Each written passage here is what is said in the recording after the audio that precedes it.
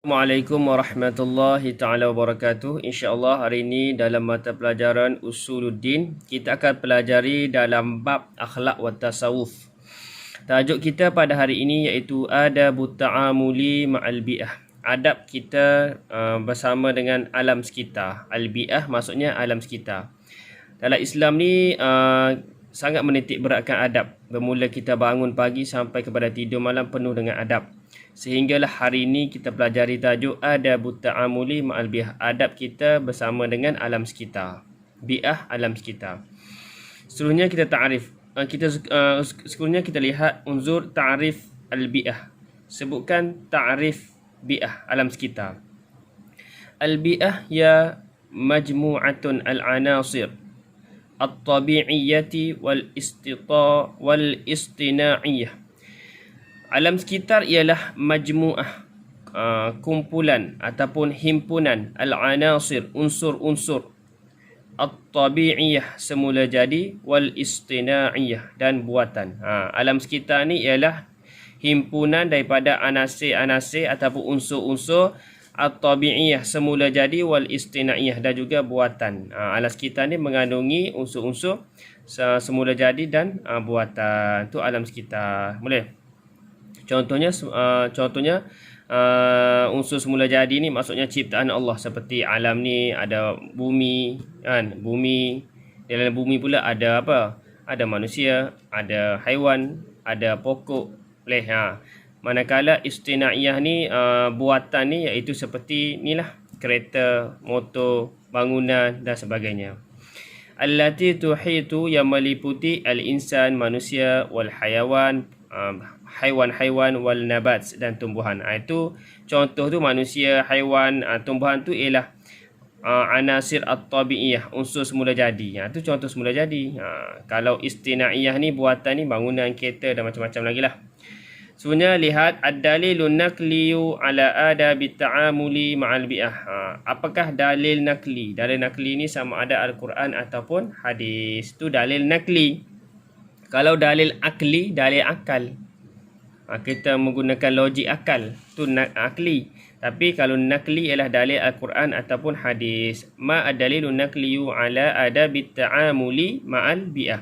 Apakah dalil nakli ke atas adab bersama dengan alam sekitar? Dalam surah Al-A'raf juzuk ke-7 ayat ke-56, Allah Ta'ala berfirman, wala tufsidu fil ardi ba'da islahiha. Wala tufsidu fil ard. Janganlah kamu melakukan kerosakan di muka bumi. Jangan kamu melakukan kerosakan di muka bumi. Ba'da islahiha, selepas Allah Ta'ala memperbaikinya. Jangan kita ni merosakkan muka bumi ni yang Allah Ta'ala cipta ni. Jangan kita melakukan kerosakan. Sekejap lagi kita akan lihat jenis-jenis kerosakan yang berlaku akibat daripada perbuatan manusia ni. Jadi kena ingat firman Allah, jangan lakukan kerosakan di muka bumi ni. Hukum dia haram. Melakukan kerosakan hukum dia haram. Hati kaifiyatu muhafazah alal bi'ah. Datangkan cara-cara. Kaifiyat ni kaedah lah. Muhafazah, menjaga alal bi'ah. Kaedah menjaga alam sekitar. Di sini dia berikan 4 kaedah penjagaan alam sekitar. Kaifiyat muhafazah alal bi'ah, cara menjaga alam sekitar. Al-awwalu, yang pertama, ad-da'watu ila tahdir wa tashjir.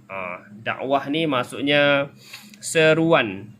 Seruan, at-tahdir wa tahjir, menghijau dan menanam pokok. Menghijaukan bumi dan menanam pokok. Seruan menghijaukan bumi dan menanam pokok. Ini cara nak jaga alam sekitar. Kena tanam pokok. Sebab apabila pokok ditebang tidak ditanam balik, menyebabkan udara tu jadi panas lah. Sebab tak ada bekalan oksigen yang cukup untuk kita kan. Betul tak? Dan menyebabkan udara ni jadi panas.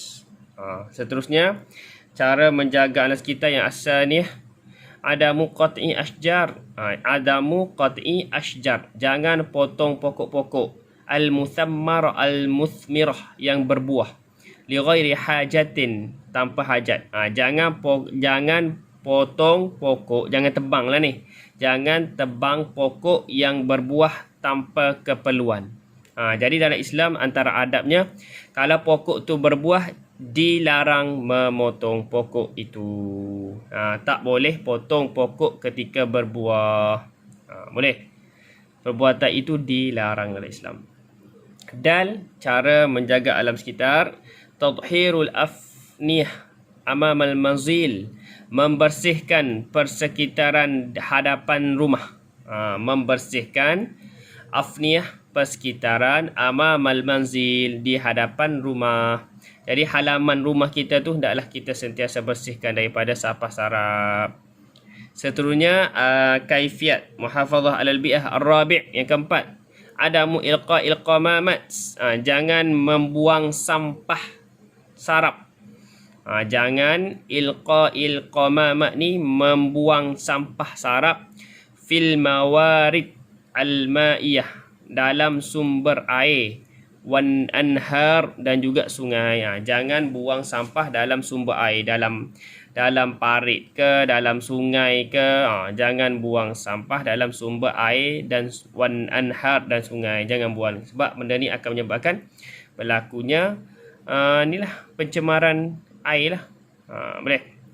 Seterusnya, uzkur anwa'a at-talawuthi al-bi'i, sebutkan jenis-jenis pencemaran alam sekitar. Di sini disebutkan jenis-jenis pencemaran. Awalan, yang pertama, at-talawuth al-jawi. Pencemaran yang pertama yang berlaku pada alam sekitar iaitu pencemaran udara. Pencemaran udara. Pencemaran udara ni terhasil melalui asap-asap lah, daripada kilang, asap kenderaan. Boleh. Seterusnya, talawuth al-bi'i al-thaniyah.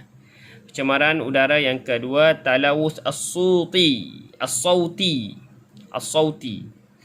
Pencemaran pencemaran bunyi. Pencemaran bunyi ni berlaku pada ni lah, pada kita hari ni. Kenderaan lah. Kenderaan. Contohnya kapal terbang kan. Kereta api. Ataupun mesin-mesin, alat-alat untuk melakukan kerja. Betul tak?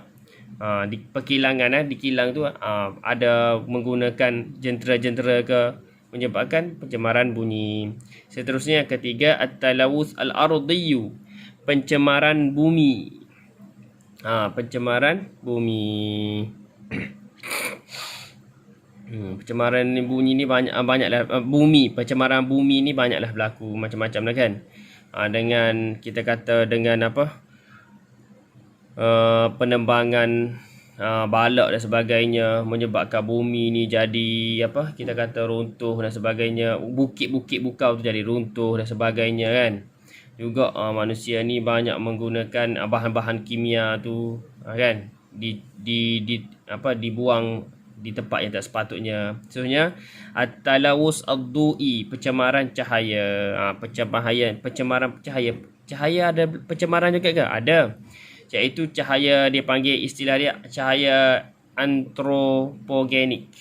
Antropogenik. Okey, tulis ni. Pencemaran cahaya ni nama dia cahaya antropogenik, dan cahaya buatan dalam persekitaran malam. Ni cahaya, pencemaran cahaya ni maksudnya cahaya antropogenik dan buatan dalam persekitaran malam.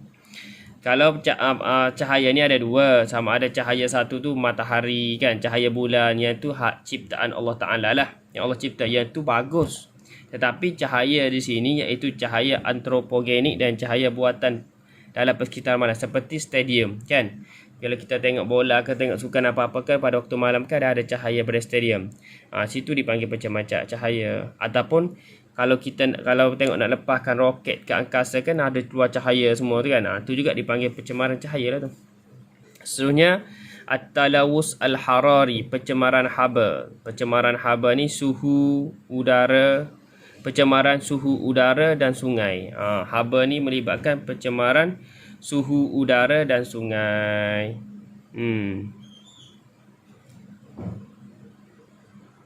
Pencemaran sepertinya haba ni berlakulah pada kita sekarang ni. Kalau kita tengok yang terdekat dalam kehidupan kita, kalau kita guna aircon kan, aircon penghawa dingin kan, aircon penghawa dingin lah. bahasa Melayu, ataupun peti ais, itu juga boleh menyumbang kepada peningkatan suhu udara lah. Seterusnya at-talawus al-ma'i, pencemaran air. Pencemaran air ni macam itulah tadi. Pembuangan sisa toksik, kilang terus kepada air. Seterusnya ada, kalau sekarang ni pencemaran air boleh berlaku. Contohnya hasil daripada dia ni penternakan haiwan seperti apa-apalah haiwan. Jadi sisa najis tu dibuang ke dalam sungai, jadi menyebabkan pencemaran air juga. Okey, seterusnya kita lihat kaifiyatu muqawamah at-talawus al-bi'i, cara menghadapi. Muqawamah ni menghadapi at-talawus al-bi'i, pencemaran alam sekitar. Yang pertama, taqlilu istikhdam al-mawad al-kimawiyah,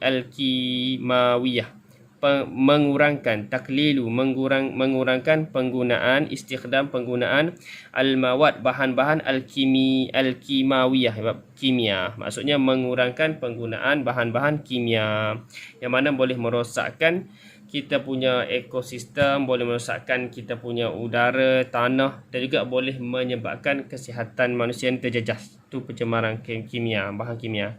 Yang kedua, cara menghadapi pencemaran alam sekitar iaitu yuqarriru qanun, menguatkan undang-undang, menguatkuasakan, yuqarriru al-qanunan, menguatkuasakan undang-undang, bijarimati, undang-undang jenayah at-talawus al-bi'i, pencemaran alam sekitar. Maksudnya siapa-siapa yang melakukan kesalahan alam sekitar ni, pencemaran alam sekitar ni, boleh dikenakan undang-undang sebagai penjenayah, dihukum penjara ke denda beberapa ratus ribu ke sebagainya. Seterusnya, cara menghadapi pencemaran alam sekitar ni, raf'ul wa'yi, meningkatkan kesedaran. Raf'ul wa'yi, meningkatkan kesedaran lil mujtama', kepada masyarakat. Akhtarut talawus al-bi'i, bahaya pencemaran alam sekitar. Akhtar ni maksudnya bahaya. Talawus al-bi'i, pencemaran alam sekitar. Jadi maksudnya kena meningkatkan kesedaran kepada masyarakat tentang bahaya pencemaran alam sekitar. Sebenarnya kita lihat uzkur fawaidu adabut ta'amuli ma'al bihar, sebutkan faedah adab kita dengan alam sekitar. Faedah yang kita perolehi apabila kita ni menjaga adab dengan alam sekitar. Yang pertama, salamatul ardi minal halak, selamat bumi. Maksudnya bumi ni ada selamat, akan selamat minal halak, daripada kebinasaan. Maksudnya binasa sini bukan kiamat. Kiamat tu tentu akan berlaku. Maksudnya bumi ni selamat daripada kerosakan. Betul tak? Pencemaran air, pencemaran udara, semua akan dapat dielakkan lah kalau manusia ni menjaga alam sekitar. Tu maksudnya tidak berlakulah pencemaran air, pencemaran udara dan sebagainya kalau manusia ni menjaga alam sekitar. Boleh. Yang kedua, jazbus siyahah al-ajnabiyyi lis-siyahah, menarik. Kalau kita menjaga alam sekitar ni dapat apa? Menarik. Jazbus suyah, dapat menarik pelancong asing. Jazbus suyahil ajnabiyyi, dapat menarik pelancong asing lisiyahah, untuk melancong ke negara kita. Sebab bersih kan. Kalau negara yang kotor, pelancong pun tak nak datang. Tak selamat juga untuk mereka kan. Tak. Sebenarnya faedah kita adab dengan alam sekitar. Yang ketiga, as-salisah ya'ishu asy-sya'bu fi amanin, hidup masyarakat dalam keamanan. Maksudnya hidup masyarakat ni dalam keamanan bila alam sekitar kita terancam. Tapi kalau alam sekitar ni tercemar, kita pun akan menghadapi masalah kesihatan yang pelbagai, tak selamatlah.